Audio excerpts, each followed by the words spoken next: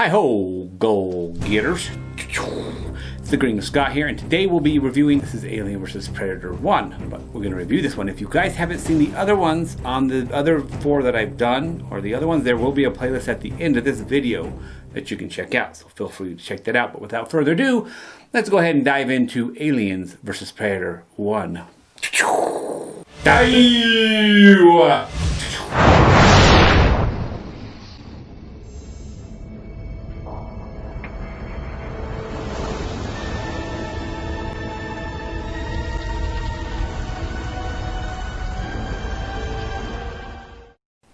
This super rich dude, Charles Bishop Weyland, the billionaire head of the Weyland Corporation, the exact same company that apparently will be doing quite super well for themselves some 75 years from the making of this movie, which was 2004. They are the same massive company we see in the original Alien movies.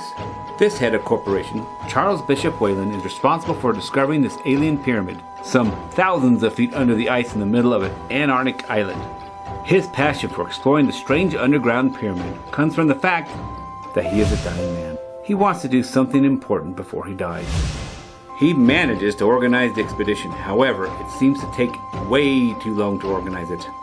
So much that Gringo Scott and I, voiceover Gringo, started to get really bored with the movie. Anyhow, Charles manages to get a young super action hero-like woman named Lex Woods, played by Senna Lathan.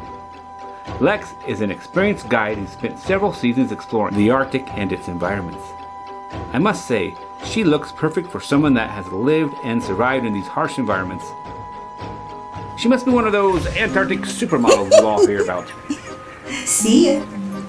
They manage to get a group together, and while they are doing this Predator ship and these alien guys come down to the pyramid.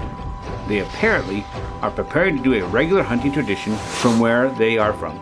Every 100 years or so, they activate this pyramid and the xenomorphs within. They use human sacrifices as hosts for these xenomorphs, and then they come down and begin the hunt. Who will win? It's hard to say. Place your bets. Here are their stats. First we have the Predator, or Yatija, as they call themselves, are a hunter species that hunts their prey for fun and for sport. Isn't that the same thing? They consider xenomorphs, or Kande Amidha, the most worthy of prey. Special skills.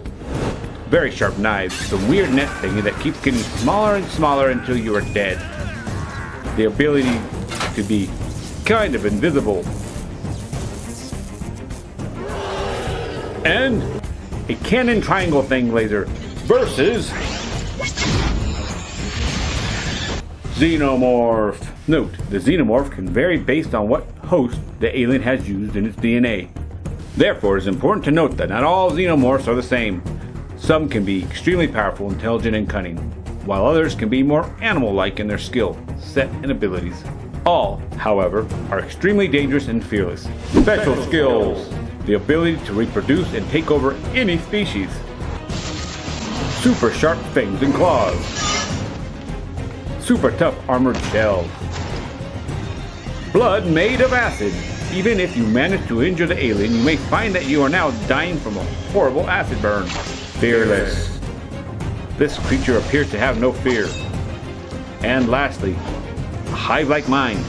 There tends to be a queen, and they act like ants. Good luck fighting them. Who will win?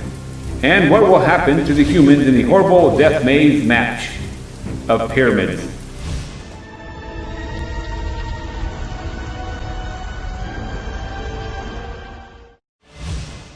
So what's my overall opinion of this movie? The bad. The bad. Well, so considering what this is like taking the Alien franchise and the Predator franchise, and we're going to combine them into one movie. So you have people who are super fans of Alien, I remember, and you have super fans of Predator. You don't want to pee either one off, so you got to be careful. It's a thin line that they're walking. Considering that, I think they did a pretty good job on this, so I don't have a lot of complaints about it, because you got to judge it by what it's worth. But if I'm going to say there's some bad on it, I'd like to know a little bit more about who are they, where are they from, why do they come to Earth to do this, you know, they did the background on the aliens in the movies, but they haven't done it on the Predator as much as what I can see. So I'd like to know more about these Predators. Why do they do these things? How long have they been here? Etc., etc., etc. Some more background information would have been nice. The other thing that I did not care for in this movie, it was a little slow to start. It took a while for them to get the team together, and I'm like, who cares?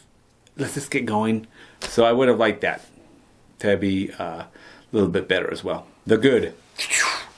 So what I liked about this movie is it was just a fun movie. I think they did really well taking the alien traditional story plot, the Predator traditional story plot, and they were able to put it together and come up with something. That was really cool. The fight choreography. Whoever did the fight choreography definitely seemed legit, knew what they were doing. I felt like it was realistic.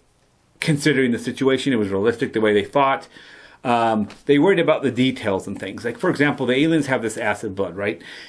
And I know they'll use it as a weapon. Sometimes an alien in all the movies, they'll take a hit from acid, or they'll cut themselves on purpose to let the acid break through something for them to get out. That's a regular tactic that they use now. I always wondered, does that acid actually hurt them or what? Well, in this one, they showed that it didn't hurt them, and then they used that knowledge of showing that it didn't hurt them to carry it on and to develop the story further, how whatever the aliens do to do what they did. So that was really clever. I thought that was a great attention to detail. The fighting was fun. It was just a fun, stupid movie. Please remember to like, subscribe, and leave comments. Also, don't forget to check out the rest of my Alien videos in playlist at the end of this video. I give Aliens versus Predator, the first one, and 8 out of 10. Yeah,